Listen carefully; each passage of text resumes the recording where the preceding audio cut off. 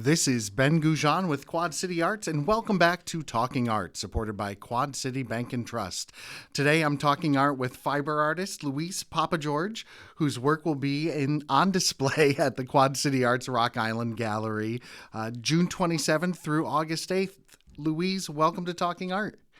Hi, Ben. Thank you. It's a really pleasure to be here. Yeah, excited to have you in town. You've come here from Michigan. Mm-hmm. You also have roots in Chicago. Yes. And are coming here, and your work's on display at the Quad City Arts Gallery till August 8th. And I have to say, seeing your work in person versus looking at your website and seeing the photos, like, it's epic. Oh, thank you. Epic. It's never been described like that before. You know, it's one of those great things about artwork like yours, and you are a fiber artist, Yes. but you work with a lot of mediums. Seeing it in person and seeing those textures and the depth of the work is always so revelatory and so much more impressive. Tell us about your work and how you kind of started working with fiber. I've worked with fiber a long time, and you know, since I was a kid, I always was sewing, and my mother knitted, and my grandmother knitted and crocheted and did all that. So, you know, I learned that stuff as a kid, and it's just sort of ingrained in you. And when I went to art school, I went to the Art Institute in Chicago, and I went as a painter. Mm-hmm. And, you know, there were so many chemicals and everything that I wasn't able to paint. And it's not like now where they have, you know, things that are pretty inert and benign that you can use solvents and things like that. Sure. It was real stuff. Yeah. And very toxic. So, you know, I kind of floundered around a little bit, and then I found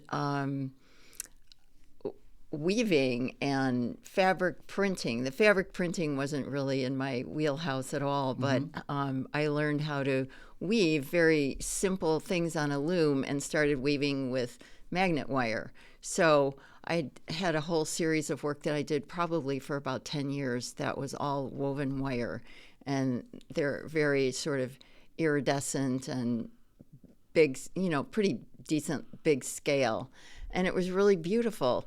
And then all of a sudden one day I was like, I cannot do this anymore. I just feel like it's just all, once you figure out how to put it on the loom, it's all process, and you just sit there and you do that. Sure. And it's just like, it was so boring and mind-bending. I was just like, I cannot do this anymore. So I started using old lace and things, because I was looking at that, and you know how your grandmother, they always had doilies and Yeah. and all these beautiful things, but they were out of fashion, and so there was a lot of it available, and it was really, really beautiful. And I thought, you know, this needs to be elevated into something more than just a background foil for other objects to sit on top, or dishes, or whatever. And so I started playing with that and stiffening it and wiring it, and then wiring it together and taking it from being a background object to a sculptural object. And that kind of walks the line between fine art and craft, and Right. using the metallic finishes and the imitation gold leaf and everything kind of refers back to sculpture, which is more in the fine art category, mostly done by men. And as opposed to like craft things like ceramics and weaving and lace making and things like that, which were more on the craft side. And I wanted to blend the two and sort of make a statement about the fact that these were executed by, you know, pedestrian people, but they're so incredibly beautiful. And Yeah. that's kind of how I started. And then I wanted to expand the scale, and all the lace that you can find is small, and I'm not a great crocheter or a lace maker or anything. So I started just knitting big pieces of fabric and crocheting big pieces of fabric and stiffening those and wiring those and putting metallic finishes on those and using patina solutions. And so it is very sculptural to me. Yeah. And comes off the wall and makes a statement about that. I have done some three-dimensional things in textiles, but typically it's using the architecture of the wall to bring that forward. And that almost is like a tabletop or something, Sure. just sort of flipped on its side. Well, and that's what I loved so much about the work is that it does have that sculptural quality to it, and it is three-dimensional in, you know, the way you've got it set up. And I love the dichotomy of the softness of those fabrics and those textiles, and then, as you were saying, like, you incorporate a lot of metallic finishes on them, and, you know, looking through your website, there's lots of works that incorporate metal or wood in with that fabric. So you've got this great kind of blend of hard and soft, natural versus man-made, that it says a lot when you see it, and when you know, are able to sit in the gallery and look at it and experience it. You know, it kind of runs this whole gamut of different feelings about the work. Mm-hmm. What kind of led you to that? And you talked about growing up sewing, but kind of bringing that hard sculptural edge into it. What was the inspiration behind that, I guess? I think, kind of as I said before, I wanted to make a statement about the fact that is art, you know, fine art. Yeah. And by removing it from its utilitarian first principle, I guess you could call it, and making it into a sculptural piece, it's saying that this is the same as anything done by, you know, our male counterparts, because it is a bit of a feminist statement, and all my work, I think, deals with that. And so that I just found that was a really good way to do it, because you have this it's very feminine. I mean, lace is very feminine, and all those things are very feminine, and they move in a very organic way. And so to bring that in and say, okay, this is the same as the fine art sculpture that, you know, has been sort of dominated by men over the centuries, and even now, you know, you still find that's still happening.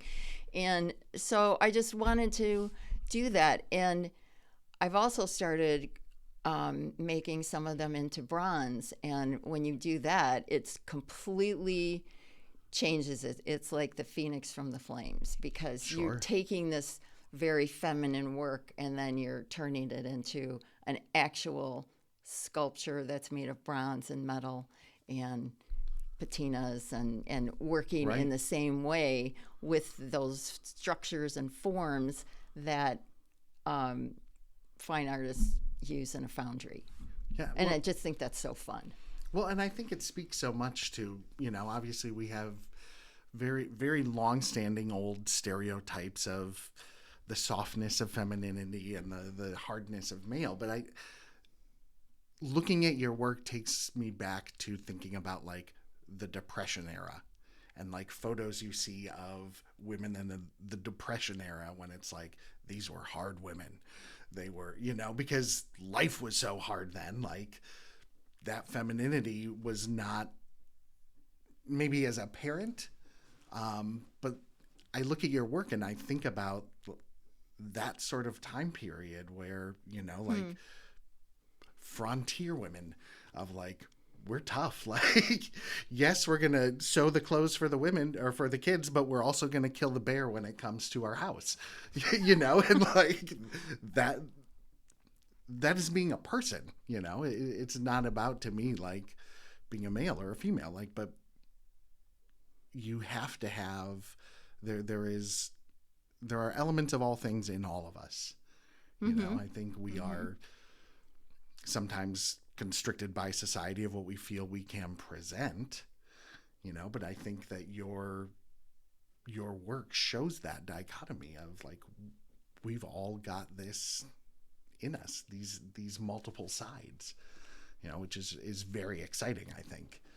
And I think that just conceptually, cloth is part of our evolutionary history. Yeah. If it wasn't for, spinning thread and, shearing sheep and, pounding flax and all the things that we make cloth woven structures or knitted structures or whatever they are, is the reason we evolved, because we could stay warm and we had clothes, and it Right. was such an important thing when it was all done, when it was handiwork that women actually did. Men, Right.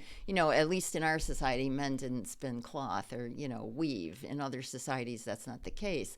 But here, it was, women would be traveling on horseback, even wealthy women, and they would be spinning thread because it was you needed so much all the time. Right. And clothing itself and cloth structures were extremely precious. Yeah, and I always think back, I go to Joann Fabric and buy a spool of thread. Yeah, right. The work 200 years ago of getting that amount of thread was incredible. Right. And now I'm paying $2.99 or whatever for It's it. polyester and, it's Yeah. not made of anything. Yeah. Cool.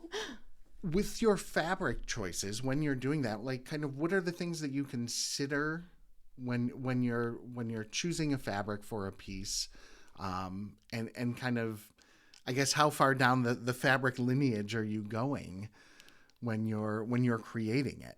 Well, the last large scale pieces that I did, which are those big sort of gold metal leaf textiles, Yes. that are kind of burned and really distressed looking. Some of that was made with hemp, but there's a big portion of it that was made with hand spun raw silk, and it was just so beautiful. I look Yeah. at that and I go, oh my God, this is so beautiful, and it would be a beautiful texture. And when you knit it and crochet it, because it's not an even thread, it just makes this beautiful, beautiful textile. And so I made some of these textiles, just like big runs of cloth. And then I hung it up and I was like, oh yeah, well, that looks really finished and pretty, Yeah. but it didn't make a statement about anything. So I took a real leap, and I took a torch and I burned it.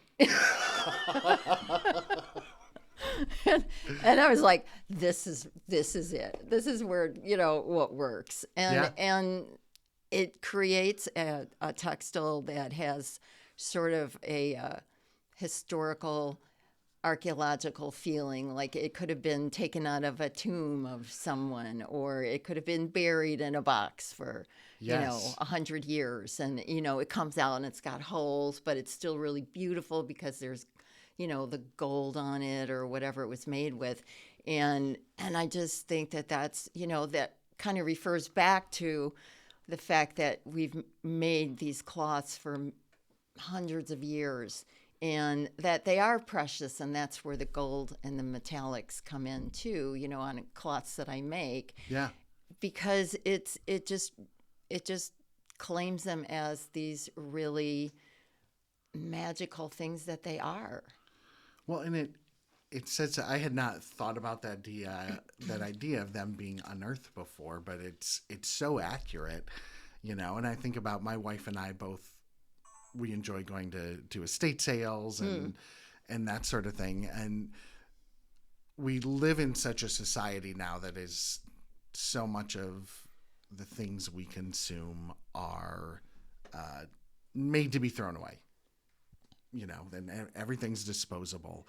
But when you find those pieces that have life and history and age to them, like, that's so exciting, and you see those natural patinas that, maybe a piece of metal has that as it's aged, and you're like, that is so gorgeous.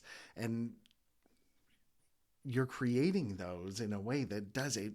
It tells you you get a feeling of the history of those pieces and the material, and kind of telling this story. And you talked in your artist statement about the idea of the drawing of threads, and drawing generations together.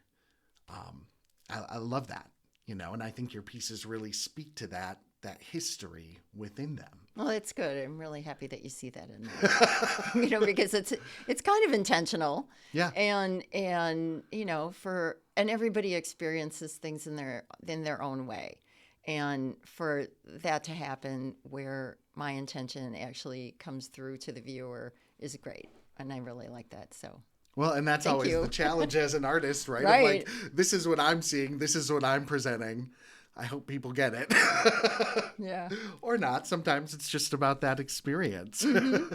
And it has to do with who you are as a person and what your experiences are too. So, people will look at my work and it was funny. I was part of a critique group in Chicago, and everybody looked at those open crochet structures, and they're like, "Oh, we want to try these on." Yeah.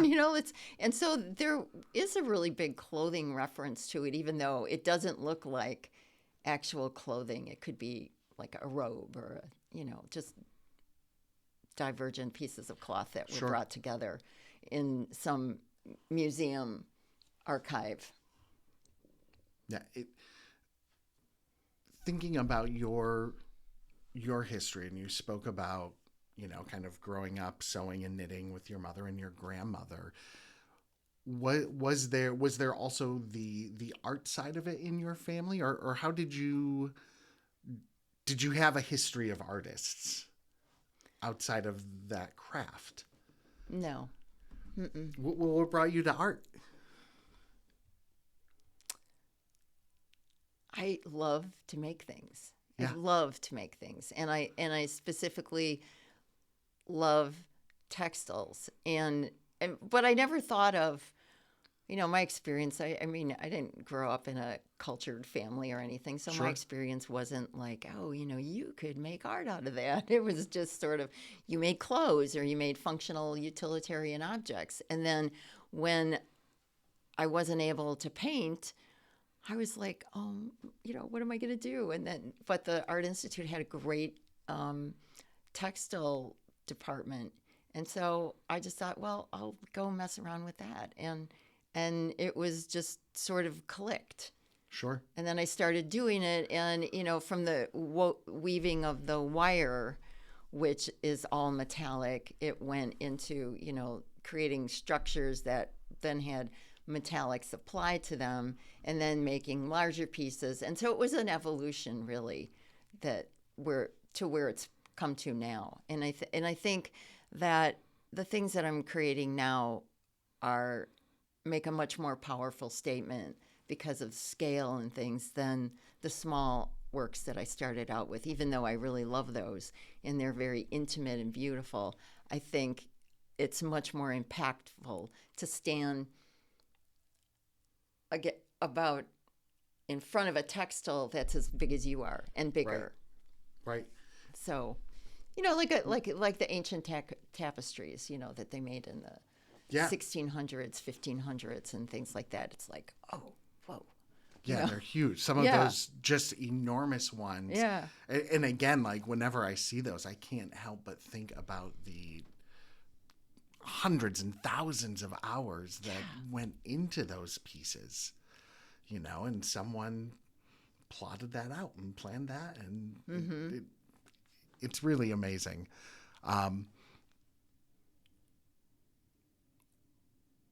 Where do you start? Like, what is your inspiration for, like, you're working on a new piece? What is that process like for you? Like, are you kind of constantly looking for just a piece of fabric or something that sparks an interest, or sometimes it's just like I'll see some thread, or like with the pieces that are at the art center. I found this beautiful hand spun raw silk. And I was like, this is just so cool. So then I'd make little pieces and experiment and, Sure. then make something bigger or sometimes I would just make something big and see what happens and then, burn it because of. Sure. So it's, there's a lot of things that come into play. But I think like once I started using the hand spun silk, I just loved the texture. I liked everything about it.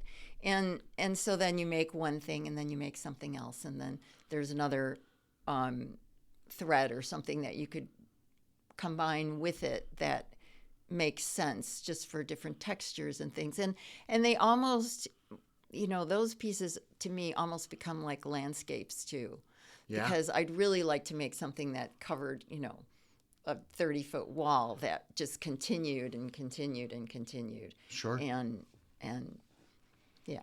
And I need thousands of knitters. Well, there was some project I saw lately that was just this huge scale kind of knit or crochet sort of thing. And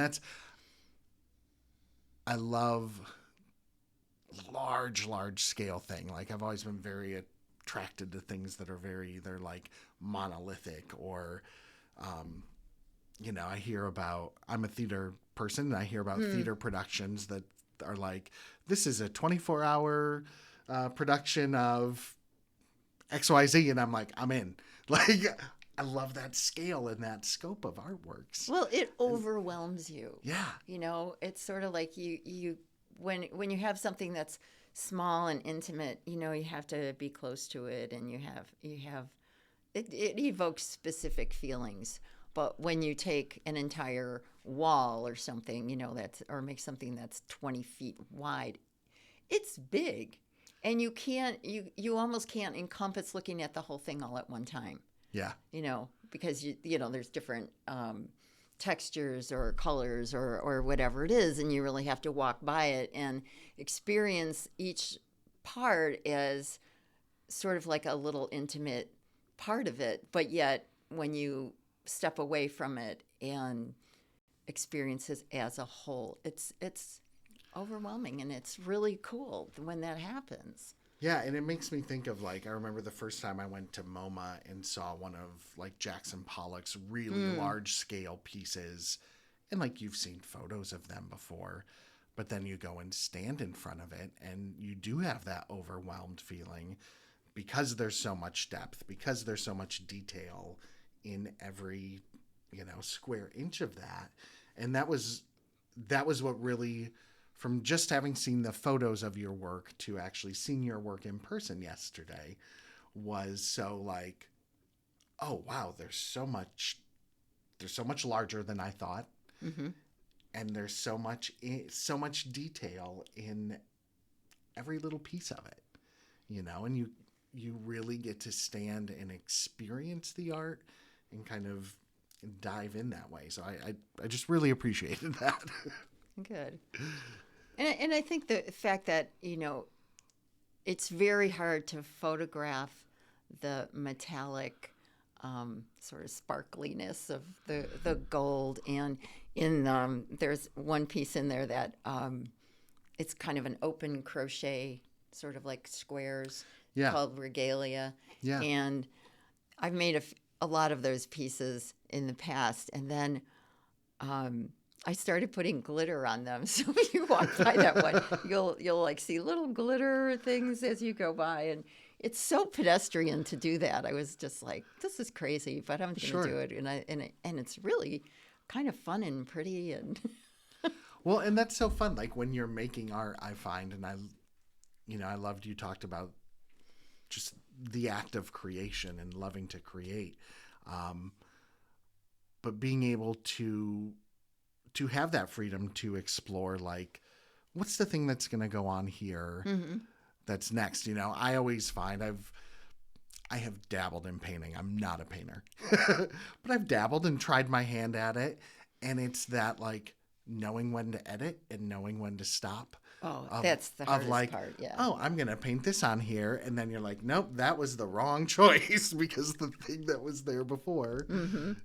I wish I would have left it. No, you can't get it back. You can't get it back. You know, that's, I think especially with visual arts, like as a theater artist, I can try something in a rehearsal, and if it goes bad, I just say, yeah, we're not doing that again. Let's go back to the other thing. But as a visual artist, like, that record stays on the piece in some way, whether you change it or not. There's still some sort of record of that there. Yeah. You know, When you burn a hole in a piece of cloth, you can't put it back. No, you can't. And so then as an artist, it's your job to like, oh gosh, is this something that I've got to completely scrap, or how can I salvage this? And when you have to do that, you discover things that you would not have had the opportunity had you just, sort of thought about like, oh, I could do this or I could do this. Right. It's out of necessity. Right. That you actually find something new a lot of times, and it's like, oh gosh, that's so fun. Yeah, and I think of art a lot of times as problem solving. And I think that speaks to that of like, you're looking at this work and you're like, there's lots of problems here. How do I fix them? And that's what I find so exciting about being an artist is that creative problem solving. Yeah.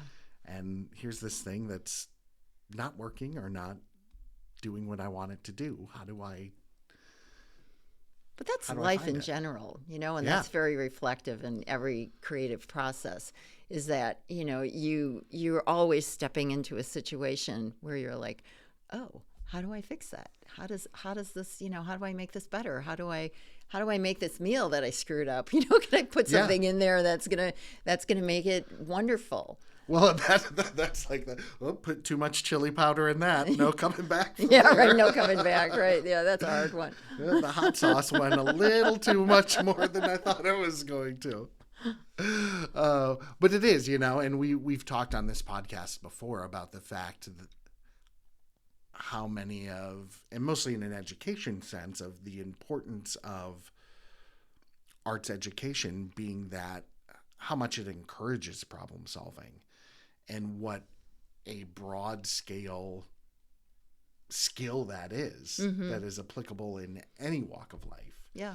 And that the arts just really help channel that problem solving aspect to whatever you go into. That's true. And you're always, as an artist, I think, stepping outside the box, the parameters that have been set. And that's kind of your job. Right. And so no matter what you do in the rest of your life, that transfers there. It's sort of like, it's created in your brain, and there's all these little attachments that just make you do that no matter what kind of situation you're in. Yeah. And how did you start your art? I enjoy talking about the business side of the arts as well. Like, and I think it's always a challenge for young artists that may be listening, how you made that transition from like art school to I'm an artist and I make art and people pay me to do it. Because I think don't always pay you to do it. They don't, but that's always kind of the hardest, one of the hardest things about being an artist is, there's very rarely any guaranteed income, and you're out there creating work. What has that journey been like for you? And kind of. That is still an ongoing process. That's the hardest part. We all want to be in our studios and sit there and just have like somebody come to the door and go, oh yes, we're so fabulous. We just want it. and it's that, I don't know that I'm real successful at doing that. I mean, I do sell a lot of my art.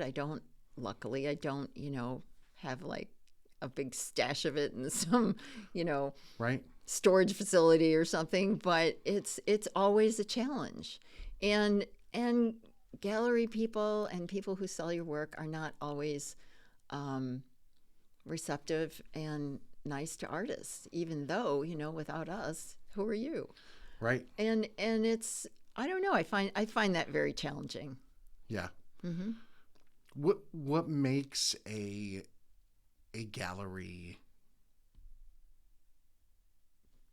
for lack of a better word, good? Like, as an artist, what are you looking for out of a gallery or a gallerist who's who's out there trying to sell your art. Like, yes, they want to show it and they want people to come in and look at it, but at the end of the day, well, one thing I think is important that artists don't get to do that often is, and that's why this show at the Quad City Art Center is really nice, even though it's a two-person show. You know, there's a lot of my work there, and there's a lot of the other artists' work there as well.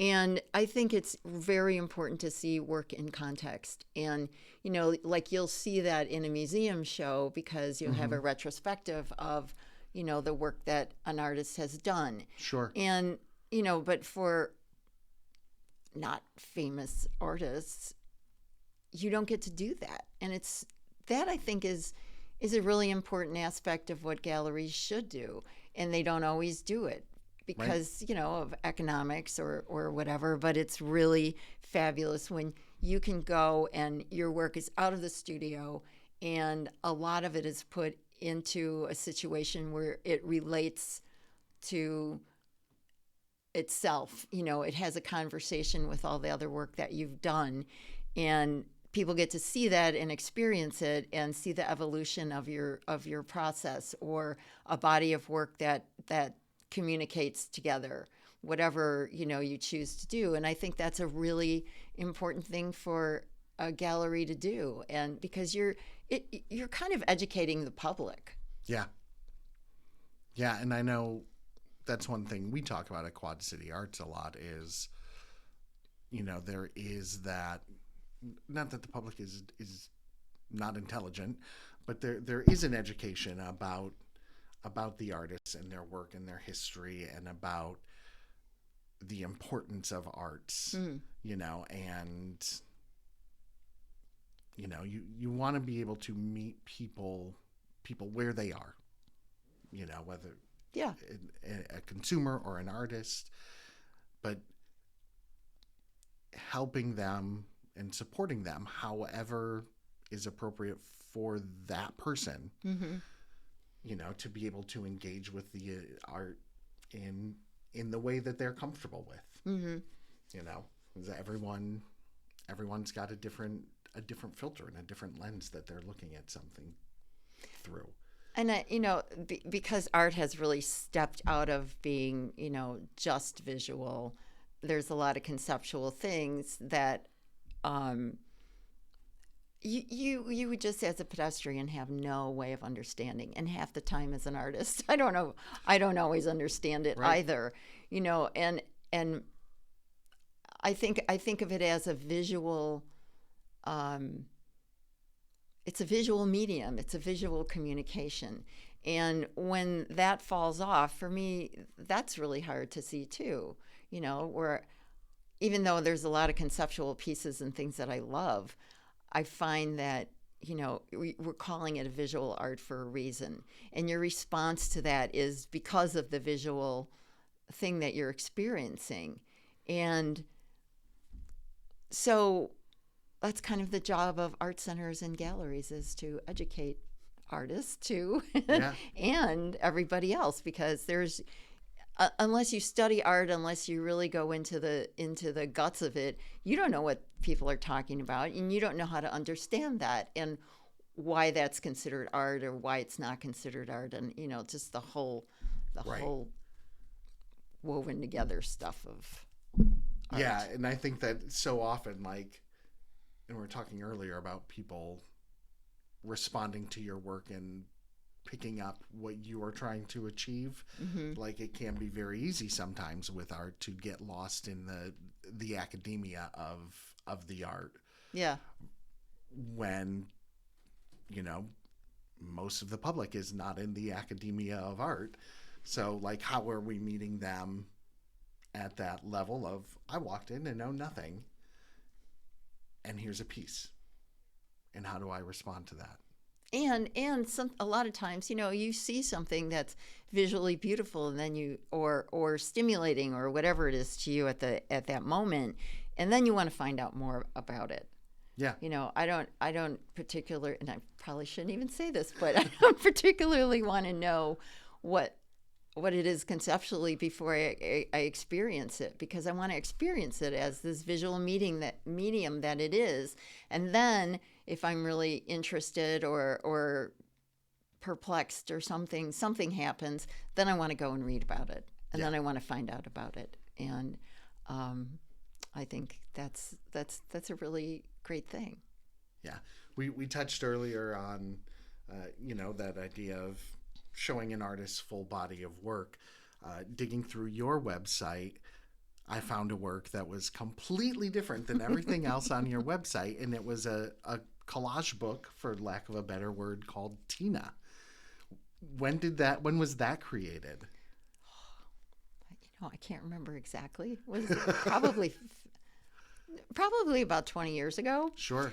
And it, as a lot of things do with art, came out of experience that I had, and I had been working on doing a lot of collage with women's magazines and just sort of cutting things out and looking at these women's magazines, and I'm just like, I just can't believe that this is still where we are, where you have to get married, and you got to get the guy, and you got to do this, and you got to, and it's all about feeding into this like these norms that we've created especially for women. I mean, I don't think men are quite as affected by it because they're not bombarded with this all the time. It's all about beauty and marriage and children and fitting into the box of what you're supposed to be. So I was looking at a lot of different things in women's magazines, and I was just like, gosh, we have come so far, and we have not come anywhere near where we need to be. And so I was making these different collages and things, and then I started with that book, and it was a very cathartic experience. Yeah. And it was. Yeah, it was fascinating. You can go on my website and look at it and read it there. Yeah, and I'll throw out your website when we do the outro. But okay. It was so different from everything else on your website, with the media you were using and the form, and such a strong piece. And you can flip through the whole thing on the website, and I was like, this is just, it's fascinating. It's very intense. It is very intense. So I encourage you to go check out Tina on Louise's website.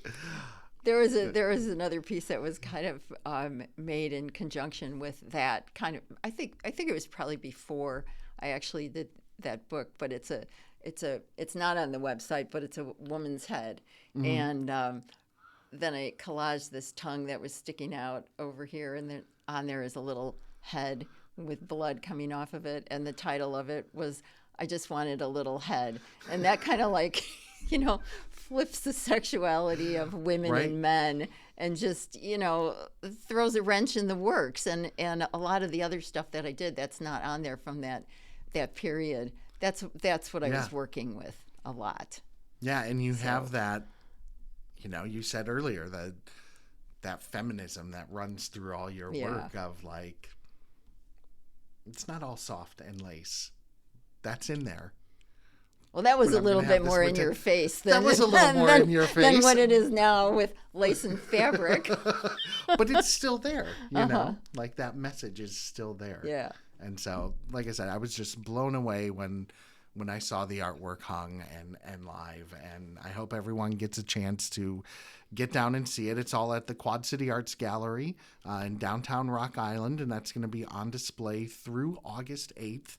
Louise, thank you so much for coming today and having a chat with me, and for bringing your artwork to the Quad Cities. Oh, thank you. This is really a pleasure. Yeah, I really appreciate you letting me talk about my work and, the evolution of it, and that's great. Yeah, we're excited. And thank you to the Quad City Art Center for doing that too and having my work there. Yeah, so come on down and check it out in person. Thanks for joining us today on Talking Art. Thanks as always to Quad City Bank and Trust, our producer Mark. And for more info on Louise, you can visit her website, www.louisepappageorge.com, or you can check out the exhibit at www.quadcityarts.com. I'm Ben Gougeon, and this was Talking Art.